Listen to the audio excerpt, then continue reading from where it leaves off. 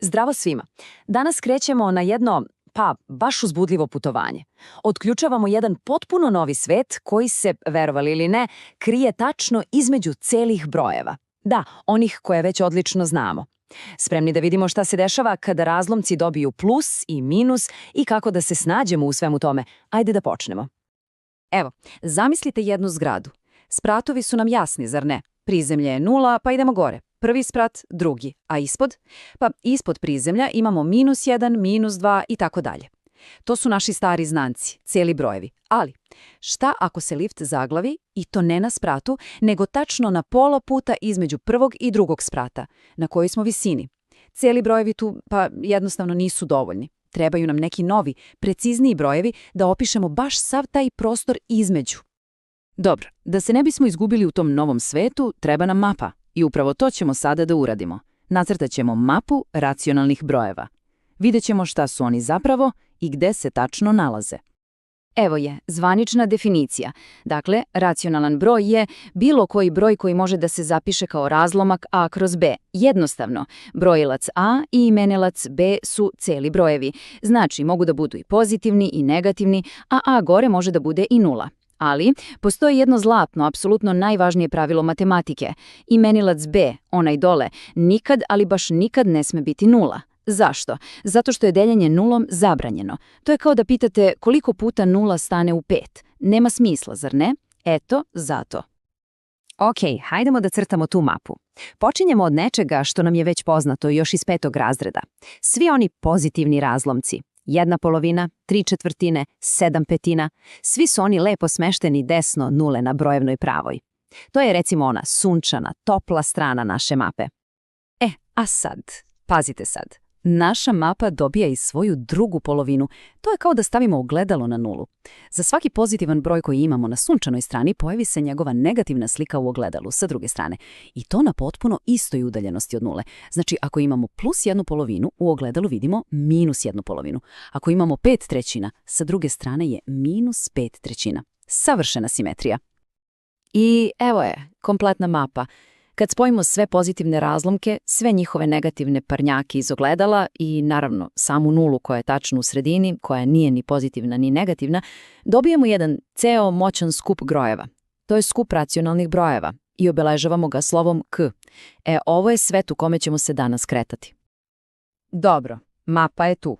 Ali kako da se krećemo po njoj? Kako da znamo da li je nešto veće ili manje? Kako da izmerimo udaljenost od jednog mesta do drugog? Potrebna su nam pravila za navigaciju i sad ćemo da ih naučimo. Prvi i osnovni alat za navigaciju je apsolutna vrednost. Ideja je u stvari skroz jednostavna. Koliko je neki broj daleko od nule? To je sve. Apsolutnu vrednost uopšte nije briga za znak. Ne zanima je da li je plus ili minus, da li idemo levo ili desno. Zanima je samo čista gola udaljenost. Zato je apsolutna vrednost uvek pozitivan broj. Ili 0, naravno, ako merimo udaljenost same nule od sebe. A upoređivanje? Prvi deo je lak. Bilo koji pozitivan broj je uvek veći od bilo kog negativnog broja. Tu nema dileme.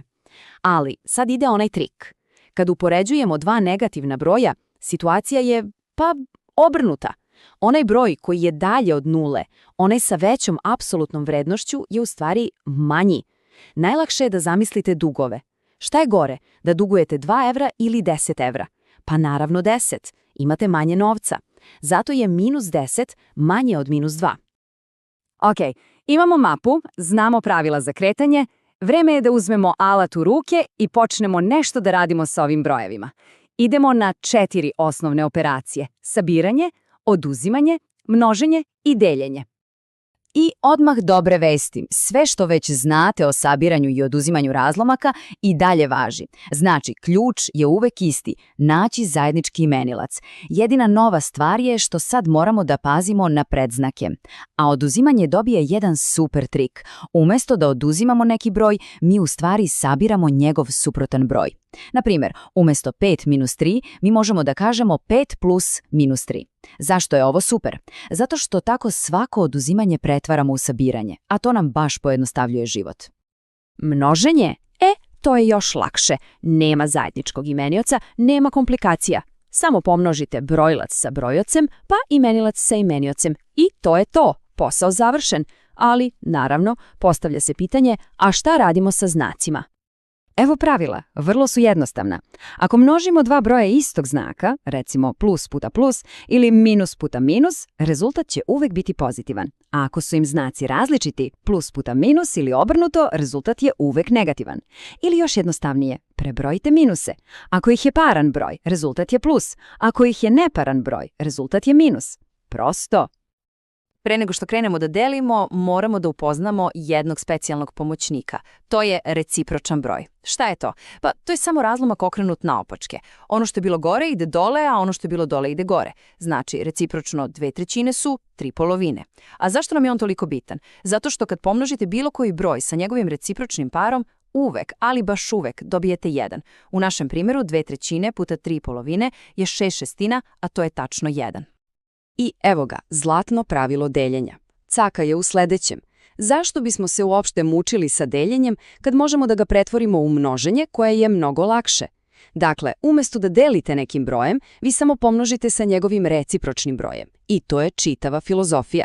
Deljenje je u stvari samo maskirano množenje. U redu, imamo mapu, znamo pravila, imamo alate. Šta sad? Sad je vreme da sve to upotrebimo. Ulazimo u finale, gde ćemo sve što smo naučili da primenimo na rešavanje pravih matematičkih zagonitki, jednačina i nejednačina. Jednačina zamislite kao savršeno uravnoteženu klackalicu, ni levo ni desno, u savršenom je balansu. To znači da je leva strana jednačine jednako teška kao i desna. Naš zadatak je da pronađemo nepoznatu, a da sve vreme održavamo taj balans. A to znači, šta god da uradimo na jednoj strani klackalice, moramo apsolutno isto to da uradimo i na drugoj. A nejednačina? Pa to je klackalica koja nije u ravnoteži. Jedna strana je očigledno teža od druge, nagnuta je.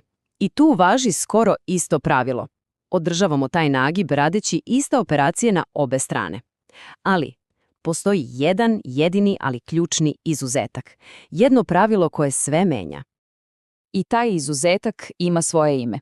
Zove se po onom zvuku koji klackalica napravi kad se naglo preokrene na drugu stranu. Zove se klac pravilo. Zapamtite taj zvuk. Klac. To je najvažnija stvar koju treba da znate o nejednačinama. Evo o čemu se radi.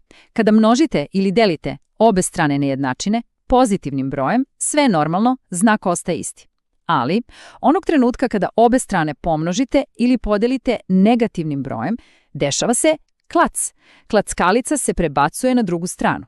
Znak nejednakosti se obavezno okreće. Manje postaje veće, a veće postaje manje. Zašto? Zato što množenje negativnim brojem radi upravo ono što radi ogledalo na našoj mapi. Prebacuje sve na suprotnu stranu brojevne prave i totalno im obrće redosled. To je ta jedna, ali presudna razlika u odnosu na jednačine. I time naša mapa je kompletna. Prešli smo ceo put, od upoznavanja sa ovim novim brojevima pa sve do rešavanja ozbiljnih zagonetke sa njima. Ovo što smo danas naučili je temelj, osnova za sve što sledi. Za koordinate, za proporcije, za procente, sve to se gradi na ovome. Postavili smo temelje. Sad, pitanje za kraj je gde mislite da ćemo prvo primeniti sve ove nove alate? U kojoj nas to sledećoj avanturi čekaju?